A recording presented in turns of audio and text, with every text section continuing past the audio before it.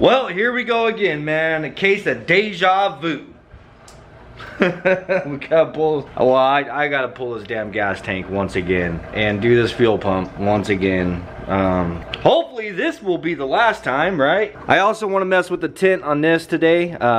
I'm thinking I do want to remove the tint from the rear window, but I'm getting too far ahead of myself. I want to start off with just attempting to tint the ones that we've already stripped. But I was looking at it and you can still see a purple haze in this back window, so I am gonna need to strip that. But I'm gonna start off with what is obviously more freaking important, and that's the fuel pump on the Blazer. So let's get into this for the 10th time.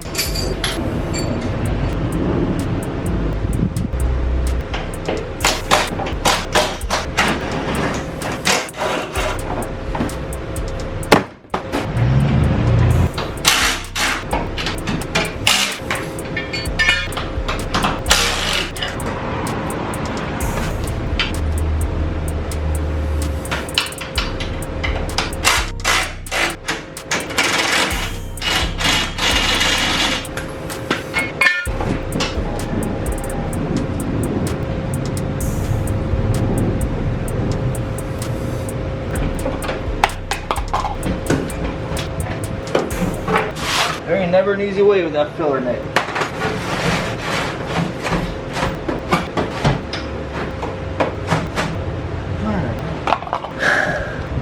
So the hardest part about getting this gas tank out is this filler neck, is trying to get that thing back on.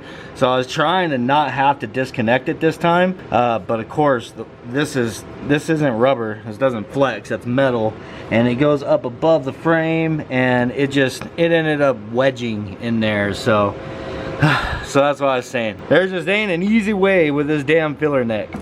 Anyhow, got it out. And there is a whole lot more gas in there than what I was expecting, bro. I saw in the comments in the last video, somebody said that it's probably out of gas, and it made me double think it. So I was down here trying to tap on the tank, and it's so hard to tell, you know what I'm saying? But I was like, I'm not falling for it this time, because that's what I did last time, is I completely I put like 8 gallons of fuel in there and it still wasn't working. So then I had to take it out with a bunch of fuel in it, in which I swear to you that this thing is like full, bro. I started taking those straps out and I was like, oh shit, what'd I get myself into?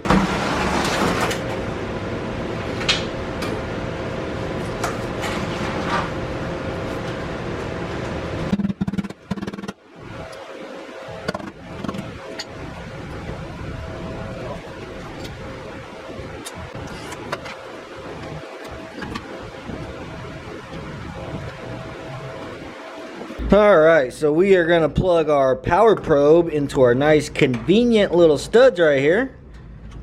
You see? This is why I have them. Bam. Boom. Bam. Bam. So this is exactly what I did last time. Pulled the damn pump out and then probed it, and it was working fine. And then I put it back in, and then the truck was starting and running just fine. Oh my god.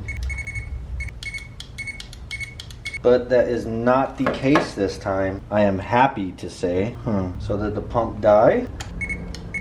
Yep, I'm getting absolutely nothing from the pump. Alright, I'm gonna go ahead and put this directly on the pump and see what it does. Untangle this damn wire. Oh. What the hell? So I'm actually really glad that I tested this. So if I go directly to the pump, so I put power directly to the pump, it kicks on. So plug the pump back in and connect our ground, and then the gray wire on this clip is the power for the pump. Put power to that and it does not come on. So I'm like, what the hell? Maybe it's the butt connectors, in which yes, I've seen that in the comments. Okay, we've been over that. So I'm gonna put the power probe inside this butt connector and it works. I'll put the power probe back here on this wire.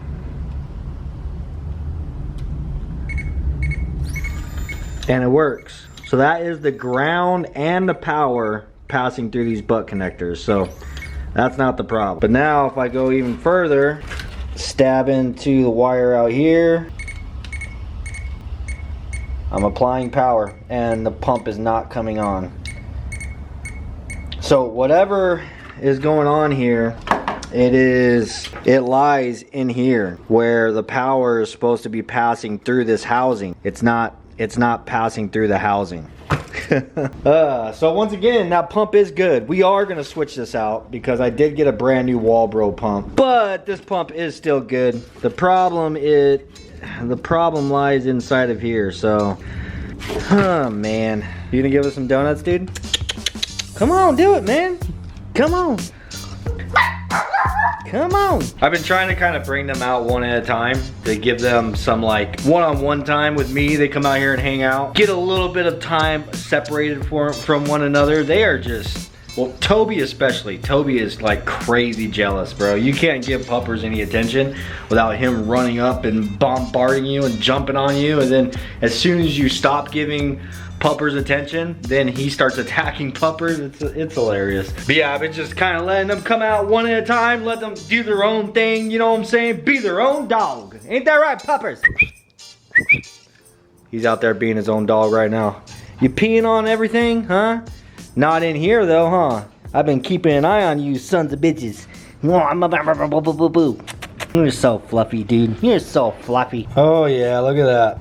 That is the pin for the power to the fuel pump, and that thing is burnt, bro. So I just was calling around. Nobody has this in stock. I'd have to order it. And you know, of course, it's gonna take a few days to get it. Another thing I realized is getting a new one. Guess what? I need to get new AN fittings, because yeah, these things are like one-time use. You ain't gonna get those son bitches off of there. And this damn thing, it's the fuel sending unit, this housing. It's anywhere from $80 to $100. So in other words, this isn't just gonna be a simple swap the fuel pump out. I mean, unless I could fix this, though, then again, do I really want to risk fixing it and just having a problem again? I'd rather just get a new one, but it doesn't seem like that's gonna be a today option. And I've went through everything. I don't have any more gas tanks. I don't want to hang on to everything. I don't want to be a hoarder, you know what I'm saying? I mean, I do have a parts corner, but that thing fills up quick, and it gets old having like all this stuff piled up all over the place. The only gas tank I have out here is Ford Integra, but I had two other S10 gas tanks, bro. I had one from the parts truck and I had one from my truck. I threw mine away because we're obviously going to be running a fuel cell on that truck, and I didn't need it. So yeah, I threw away all the gas tanks. Hell, I had the gas tank from the Tahoe back there. I had a gas tank from that Avalanche that we took to the scrapyard a while back there. I just had a bunch of gas tanks, and I just got tired of it and I threw them all away. But if I wouldn't have done that, I would have two extra of these, two extra ones that I could go through right now and potentially be able to fix this without having to buy any part. You see what I'm saying? It's the struggle, bro. Like, do you hold on to shit or do you get rid of it? You never know when you might need it, and this is one of those moments where I most certainly could have used those two extra fuel tanks because they would have had two extra sending units on them. Anyhow, I think I'm gonna go ahead and set all this aside and move over to messing with the CRV because there ain't gonna be nothing I can do today. I gotta order one of these damn things. I want to just replace it, dude. I'd rather replace it than try to fix this. I don't like that was burnt. Like, I mean, for that to be burnt, that had to have gotten hot. You know what I'm saying? And that's got to be bad inside of your gas tank, right? Yeah, I'd be better off just getting a new one. Alright, got our bottle filled up with some water, and gonna put a couple drops of our Dawn dish soap in here. Just to dabble, do ya? This will be our application solution. I'm gonna go ahead and open this tint up for the first time in like 20 years. This thing's empty. I wonder if this had an application solution in it, because it's empty now. I do need to figure out which side actually has the film on it and which side is the actual tint. Oh, okay, bam.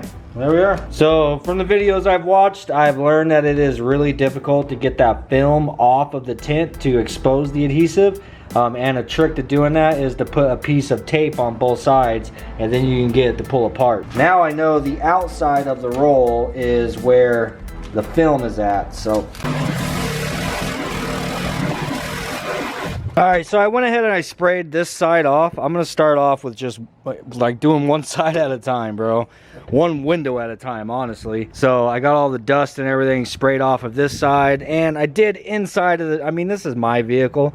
Like if you were doing like a customer's vehicle or you take it to a shop, of course they're not gonna pressure wash your damn window jams and shit on the inside of the car. But me, I don't give a shit. I went ahead and I pressure washed it to make sure I get all the dust and dirt out of there. I'm gonna go ahead and start with this window. I feel like these rear quarter glass windows are probably gonna be the easiest. I need to kind of clean up my mess a little bit from yesterday. That's the problem sometimes with doing YouTube. You get done with something and you gotta hurry up and get inside, start editing, bro. You don't have time to clean up all the time.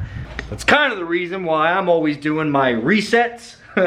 I try to clean up while I'm working, just pick up after myself through the process of working. Makes it a lot easier to keep track of your mess. All right, so we know our film is on the outside of the roll, so whenever we peel this, the adhesive is going to be on this side. So whenever you apply it on the outside, you want the adhesive facing out, but it's still going to have this film on it. So we're going to apply this on the outside to get our shape. I got to cut it, trim it and everything. Then we'll peel it off and we'll peel that protective film off of there, exposing the adhesive, and that's when you take this piece, put it on the inside, and then go ahead and we're gonna go through the process of installing it. Oh, I haven't even checked to make sure this damn thing works, bro. Y'all hate buying a squirt bottle and it don't work. Thank goodness. I've also got a vinyl squeegee, which is gonna work a lot better than this thing they provided. But they did give me a razor blade. I bought this razor blade 7 years ago. It's crazy, huh?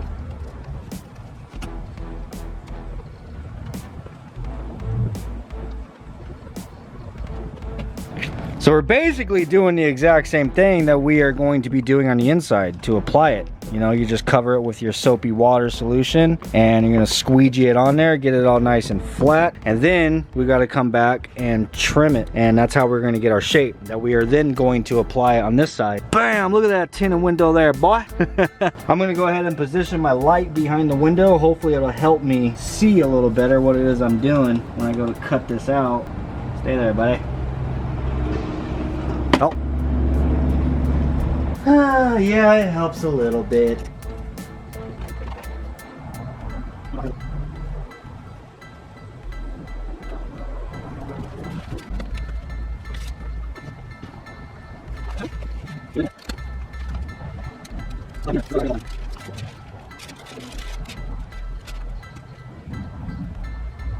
So what the soapy water allows you to do is slide this thing around. So I should have showed you, but I had a spot right here where I could still see the sunlight really well. Obviously the tint wasn't covering, so I was able to just kind of like push the whole thing down and it'll slide.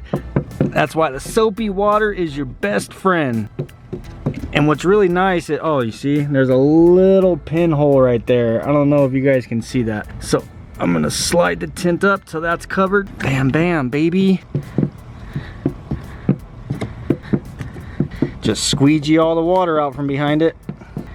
I'd imagine if this is anything like doing vinyl, you want to kind of get all the water out from behind it, and then you can let it sit for a little bit, good 15-20 minutes, come back and just spray it again and use your squeegee and squeegee it down one more time, you know, which I'll probably end up doing with this. This is just like freaking laying vinyl, man. Like, I have years of experience in laying vinyl, so this should be kind of like second nature to me, but I don't know, we'll see. See, it keeps lifting down here. I need to let it kind of like let some of the water kind of dissipate and come back and push it down again. Well, that is officially the very first window I have ever tinted in my life. So there is a couple spots like this right here that keeps lifting up. Like, I keep squeegeeing it down and they just keep lifting up, and I've tried to take the, I don't have a heat gun, mine took a shit. I tried to take the torch and kind of warm the glass up, and still doing it. So I'm just gonna wait it out, let the water kind of dissipate from behind there. So this one's gonna be more difficult, I'm pretty sure, because of the fact that the window rolls up and down. It's the reason why I did this one first. I just wanted to kind of get a feel for applying the vinyl, but now with this one, I got got to get a nice clean edge. We got to roll the window down, get a nice clean edge up here. So I'm going to try my hardest. I'm not going to lie, dude. I am not expecting this to be perfect. I just want to get it done, and I want this damn thing tinted, and this is my first time doing it, so I don't have high expectations of it being perfect. Just putting that out there now. These windows weren't even tinted when I got it, and my goal is to do all of these. The other side, obviously, I'm hoping there's enough left. I'm going to do the windshield as well. Yes, I know it's illegal. I don't give a shit. I'm doing it.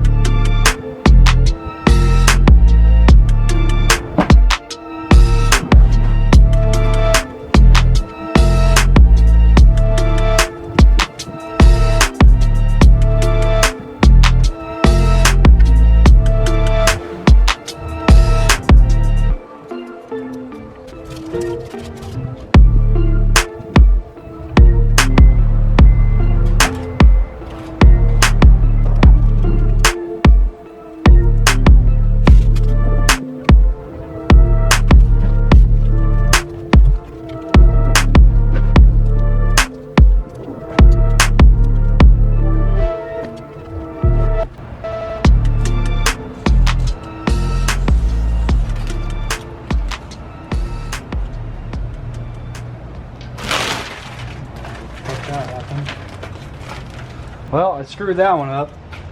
Ugh. I would not want to do this for a living. I mean, like anything, I'm sure the more you do it, the better you'll get at it, but it is not a fun thing to do.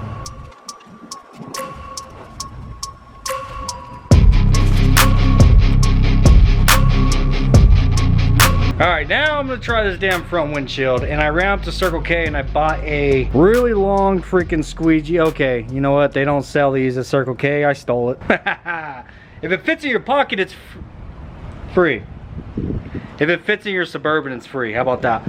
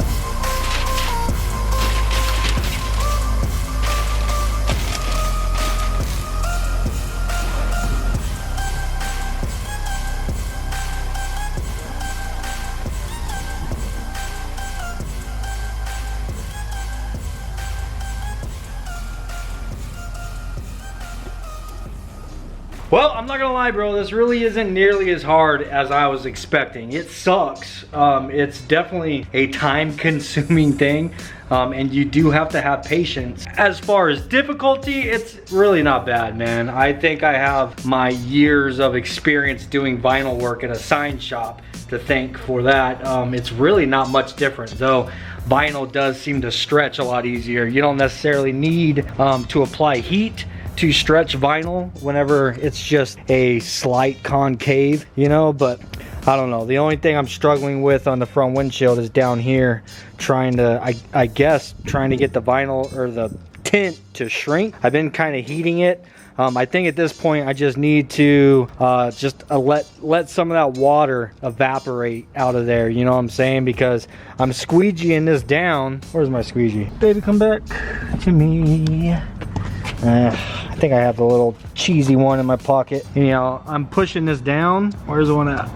Can y'all see that? Yeah, so I'm pushing it down and it comes right back up. That's because there's still water in there. It's like you push the water out and it's pulling it back up. So what you have to do is just kind of let that sit for a little while, let that water dissipate. I'll come back in, I don't know, probably an hour and just push it all down and it should stick then. I still have this whole other side to do. So anyhow, I'm gonna get this thing turned around because that side is the sun side. I'm gonna flip it around and get this other side done as quick as I can. Hopefully I get it done before the sun goes down so I can actually show you guys what it looks like.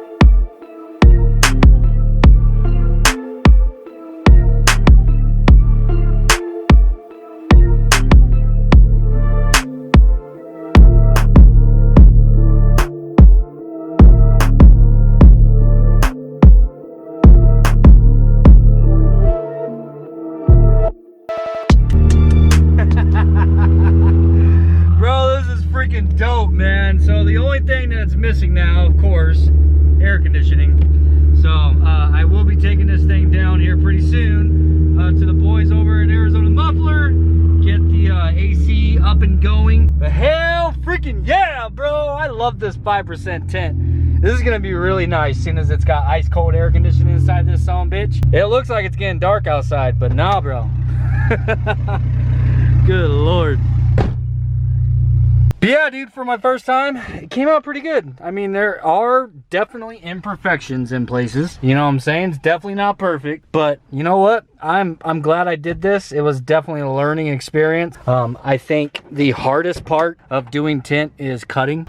Trying to get your cuts all clean and all that. And then, of course, you can also get pre-cut sections. So, man, that's probably how it is. I'm gonna do it from here on out, man. If I want to tint something, just order the pre-cut stuff. That would literally get rid of the only part that I struggled with on this whole thing. But for the most part, dude, it really did come out pretty good. It's got that nice dark limo tinted look that I'm looking for. So also, there's a lot of spots like this that, like I said, I've been just kind of coming back and trying to get them to lay down. It's getting a little better, but I think, like I said, I used a lot of water. I'm gonna continue messing with it through the night and just try to get it all to lay down nice and flat. Anyhow, man, throw it in the comments what you think. I think it came out pretty nice for my first time. God, I wish Phoenix would shut the hell up. I did not end up peeling the back window. I think I mentioned earlier in the video that I do want to redo the back window. Also because I want to take the third brake light out, because we have one here. I want to take that out and make sure to tint that area now. But I used every single bit of the tint, bro. All of it. I'm completely out. I messed up on one piece, but that one piece wouldn't have been enough to do that rear window. I think that kit is basically to do a whole vehicle, not the front windshield, but it's all good, man. I definitely wanted to do the front windshield. I think that is what it is and needed to really complete that murdered out look. But anyhow, guys, I'm gonna go ahead and get this video edited and post it up for you, and then I need to do some research and see where it is I'm gonna find one of these damn things. Maybe go, no, I was gonna say maybe go to the junkyard, but I'd rather just get a new one, bro. I don't want to have this problem again, so. And don't say Rock Auto. I'm not waiting a week to get it. So anyhow, guys, today and tomorrow is your last chance to get a pre-order shirt for Gotham. Tomorrow is the very last day. Tomorrow at midnight is the cutoff. And then I'm gonna go ahead and place the order, get all the shirts in, get them shipped off to you guys.